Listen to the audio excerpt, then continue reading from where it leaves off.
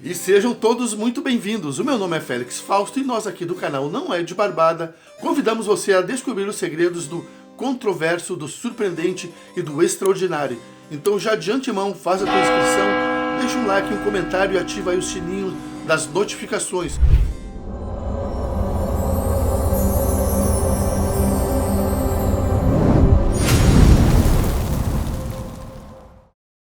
A história da humanidade nos traz uma variedade muito grande de profissões, algumas de grande importância e tendo seu devido reconhecimento pelo grau de relevância que essa profissão representava para uma determinada comunidade. Mas a profissão que vai ser o assunto de hoje, aqui no canal, talvez seja a mais ultrajada de todas e marcada por um significado macabro e assustador, que com o passar dos anos inspirou a literatura, o cinema e o coletivo imaginário com narrativas arrepiantes: o comedor de pecados. Esse bizarro ritual funerário teve seu último registro há mais de um século atrás, e com os 10 fatos intrigantes sobre os comedores de pecados, vamos entender o porquê dessa profissão ser tão polêmica.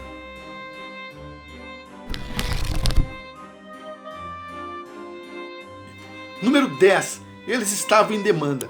Todos nós sabemos que o pecado sempre foi o foco principal da fé cristã. Afinal de contas, como alguém cruzaria os portões celestiais com um fardo imenso de pecados nas costas? Sem chance, não tinha como.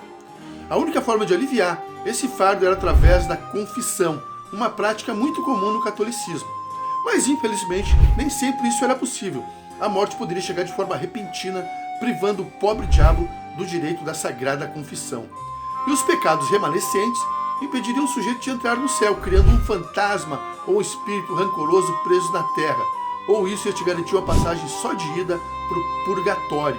E foi então que em boa parte da Europa, principalmente na Grã-Bretanha, acharam a solução para evitar este destino terrível. No final dos anos de 1600 até meados do século XX, as famílias buscavam a ajuda de um famigerado mercenário que livrava seus entes queridos de seus pecados. Esses mercenários eram conhecidos como os comedores de pecados, e toda a aldeia tinha um.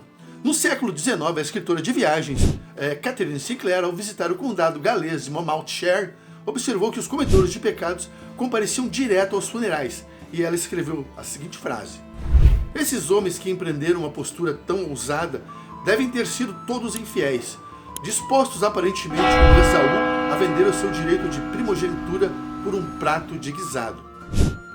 E como a morte era muito frequente naqueles tempos, a demanda realmente era muito grande por esses serviços. Todo mundo chamava um comedor de pecado. Número 9. Eles comiam os pecados não confessados. A coisa toda era mais ou menos assim, esse ritual muito estranho. A família colocava uma tigela de sal e um pedaço de pão sobre o peito do morto. Assim os pecados eram todos absorvidos, aqueles pecados não confessados. Então tem a oportunidade de contar aquela coisa toda. Ou acenavam o pão sobre o cadáver, recolhendo todos os pecados. Depois o pão era cortado e servido ao comedor de pecados. Às vezes acompanhavam uma caneca de cerveja, porque o pão ele era embebido no sal. Não era fácil de comer, né? Esse ritual podia conter pequenas alterações dependendo da aldeia onde ele era realizado. Assim que a amaldiçoada refeição terminasse, a família queimava o prato e a tigela. E quando o comedor de pecado fosse embora, os enlutados se reuniam em torno do defunto e distribuíam pedaços de bolo arvel. Comiam. Isso não tinha nada a ver com o ato de comer o pecado, isso já foi feito. Era mais um lanche funerário que os caras faziam. Número 8. Era um trabalho simples. Era mórbido, mas realmente era um trabalho muito simples de se fazer. Tipo assim, ninguém gostava, mas precisava ser feito, alguém tinha de fazer isso. E sempre que uma morte era notificada, o comedor de pecados era guardado no velório. Às vezes eles eram contratados enquanto a pessoa ainda estava no seu leito de morte. Estava agonizando, já chamavam comedor de pecados. O pagamento era feito em moeda de 4 pence, equivalente a poucos dólares hoje em dia. O comedor de pecado era levado a uma sala com o falecido, e uma vez realizado o ritual, o comedor de pecados fazia uma pequena oração que era mais ou menos assim: "Eu lhe dou servidão e descanso agora, querido homem. Desça não as pistas ou em nossos prados, e por tua paz penhoro minha própria alma, um homem." Fazia aquela oração ali, já estava comprometido com os pecados do cara e não tinha mais volta. Número 7. Eles eram um bode expiatório. Em 1931, o The Irish Times ligou o ato de comer pecado ao bode expiatório do capítulo 16 do Levítico. De acordo com várias fontes judaicas, Levítico 16:1-34 é a leitura da Torá para a manhã do Yom Kippur. No ritual judaico, um bode absorvia todos os pecados do povo israelita e era solto no deserto. Isso é melhor relatado em Levítico 16, 21. Dessa forma. E pondo as duas mãos sobre a sua cabeça, confessa todas as iniquidades dos filhos de Israel, todas as suas transgressões e pecados por um homem preparado para isso, para o deserto. E segue. Depois em Levítico 16, 22, quando o bode levar todas as suas iniquidades para uma terra desabitada e for solto no deserto. Isso está lá no Levítico, né? E dá para ver que esse ritual é bem mais antigo do que a gente imagina, né? Já tem a sua origem nas tradições judaicas lá. Tem gente que acha que mais antigo ainda, né? Tem referências sobre o comedor de pecados. Número 6. Existem outras teorias. Há quem afirme que o comedor de pecados original foi Jesus Cristo. De acordo com a Bíblia, Jesus se sacrificou para purificar os pecados de toda a humanidade. Mas o próprio cristianismo desaprova a prática dos comedores de pecado. Isso é discutível, né? Outra teoria era de que o ritual de comer o pecado teve origem no costume dos nobres, que davam comida aos pobres em troca de orações. No livro Death, Dissection and Destitute, Ralph Richardson fala de um costume medieval em que famílias nobres distribuíam comida em troca de orações para um membro da família que tenha morrido. Alguns alegam que as origens disso vêm do Antigo Egito ou da Grécia. Mas independente da origem, o que se procura desses rituais é dar um caminho e descanso para a alma do morto e que ela não venha incomodar quem ficou vivo. Número 5. Eles eram desvalorizados. O comedor de pecados fazia um trabalho necessário, mas desagradável.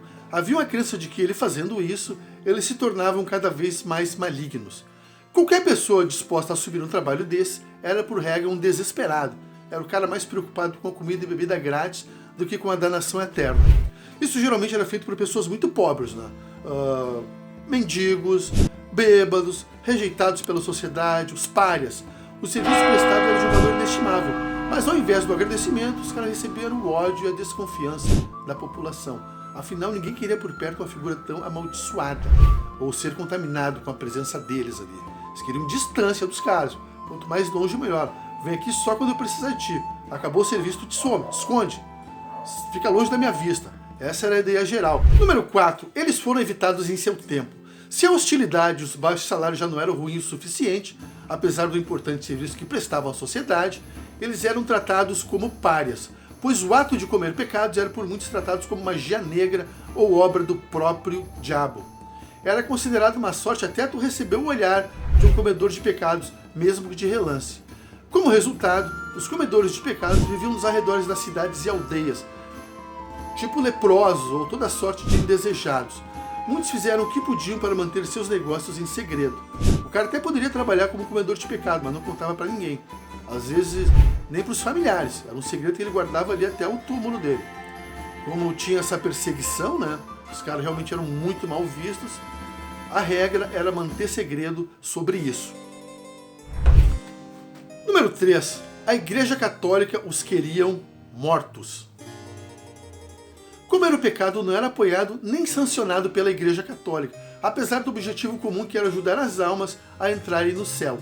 O ritual de comer pecado substituiu os ritos funerários que de outra forma seriam ministrados por um padre. A igreja não aceitou muito bem a perda de negócio. Era a grana que estava perdendo, tinha grana em jogo. E ninguém gosta de perder dinheiro. E por isso colocou severas consequências sobre essa prática. Os comedores de pecado foram excomungados, chegaram a ser torturados e mortos, e qualquer um que empregasse o serviço de um comedor de pecados automaticamente era considerado um herege. Mas nem todo mundo tinha dinheiro para contratar os serviços de um padre. Era mais barato chamar um comedor de pecados. Né? O povo não tinha, a igreja cobrava por esses ritos, né? Então o que os caras faziam? Com pouca grana, chamavam um comedor de pecado, que era mais fácil, dava uma moedinha ali, uma refeição grátis e estava feito o serviço. Isso acontecia muito. Número 2. O último comedor de pecados conhecido morreu no início do século XX. Quando morreu, Richard Manslow morreu junto a essa prática. Isso foi em 1906 em Hatton Hope, que é uma vila no condado de Shropshire, em West Midlands, na Inglaterra. E ao contrário do que se imagina do comedor de pecados tradicional, o Richard ele era um rico fazendeiro da região, fazia isso por amor ao próximo. Dizem que a morte trágica de 3 de seus filhos foi um fator importante para ele tomar essa decisão. Uma tragédia pessoal sempre leva a pessoa a fazer as coisas mais estranhas possíveis, né? Em 2010, um vigário local arrecadou numa campanha milhares de dólares para pagar os reparos no túmulo do Richard. Isso foi feito como homenagem pelos serviços prestados, né? Já que ele ajudou tanta gente, encaminhou tantas almas para o paraíso, né? Achavam que deviam isso a ele, né? Consertar lá o túmulo dele que estava em estado precário. Pelo menos fizeram isso pelo Richard. Não foi totalmente esquecido. A história também os evitou. Não existem muitos relatos escritos sobre os comedores de pecados. Ninguém queria ter seu nome associado ou admitir que tinha algum tipo de relação com uma figura tão controversa. Como resultado disso, os relatos oficiais são poucos ou quase nenhum. Mas ainda assim é uma prática muito bem difundida. Existe um livro de 1813, o Brand Popular Antiquities of Great Britain, é um dos recursos mais conhecidos para quem quiser pesquisar sobre o assunto. Megan Kempsey, que fez uma extensa pesquisa para o seu livro Sin Eater, expressou sua frustração por tão pouco material existente. Quase não tem material de pesquisa sobre os comedores de pecados. A mulher se sentiu frustrada com isso tudo. Imagina, tu vai procurar, quer fazer um livro, alguma coisa, e acha tão pouco material. O assunto ele era tabu. E isso dificulta a pesquisa de qualquer cientista, qualquer historiador, qualquer escritor. Não tem material, não existe. Agora, pessoal, é incrível como tem até pouco material cinematográfico referente aos comedores de pecados. Eu que sou um cinéfilo de carteirinha, eu lembro assim de memória que nos anos 80 teve um episódio da Galeria do Terror, do grande Rod Sterling, que ali contava uma história sobre um comedor de pecado. Tá? E depois, ali, acho que no final dos anos 90, teve uma outra série também de terror, que tinha uma história que também mencionava um comedor de pecado. Vale aguardar aí agora também pelo Netflix, né? Vai sair um filme baseado no Sin Eater ali, né? Da escritora Megan Kempsey. Espero que seja uma coisa bacana e boa aí, que seja agradável. Em meio a tanto filme ruim que a Netflix faz, tá hora dos caras postar serviço, postar um filme bom de terror ali. Tu até acha filme bom, tem que garimpar, mas tem que garimpar, aí acha. Esse foi mais um vídeo aqui do canal Não É de Barbado. Eu espero que vocês tenham gostado. E tendo gostado, deixa um like, um comentário, né? Faz a tua inscrição se não é inscrito e dá essa moral pra gente aí, hein? Valeu!